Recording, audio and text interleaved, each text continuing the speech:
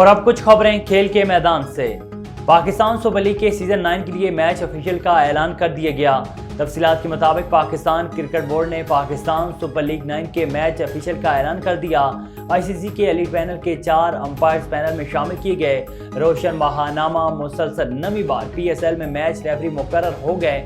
League کے پہلے مرحلے میں 17 سے 27 فروری تک لاہور اور ملتان میں مجموعی طور پر 14 میچز کھیلے جائیں گے، جبکہ کراچی اور راولپنڈی میں 28 فروری سے 12 مارچ تک 16 میچز کھیلے جائیں گے۔ ذرائع کے مطابق 14 سے 18 مارچ تک کراچی میں ہونے والے کوالیفائنگ اور سیمی فائنل کے لیے میچ آفیشیل کا اعلان مناسب وقت پر کیا جائے گا۔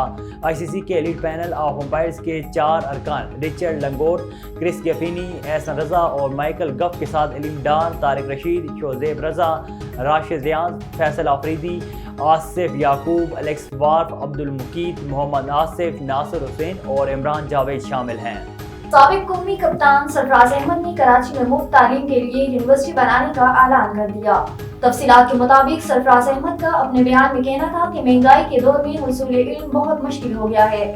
طالب علموں کے لیے تعلیم کے مالی اخراجات کا ادا کرنا ناممکن سا ہو گیا ہے، جبکہ بڑھتی ہوئی فیسوں کے سبب بعض اوقات تعلیمی اداروں میں داخلے لینا بھی ممکن نہیں ہوتا۔ پاکستان کے ٹینس سٹار اعصام الحق پاکستان ٹینس فیڈریشن کے صدر منتخب ہو گئے۔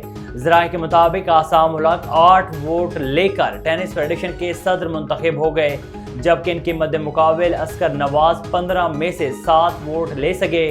Colonel retired Zia tennis federation کے سیکرٹری جنرل اور عارف قریشی فائنانس سیکرٹری منتخب ہو گئے۔ پاکستان ٹینس فیڈریشن کے لیے نئے عہدیداران کا انتخاب 4 سال کے لیے کیا گیا ہے۔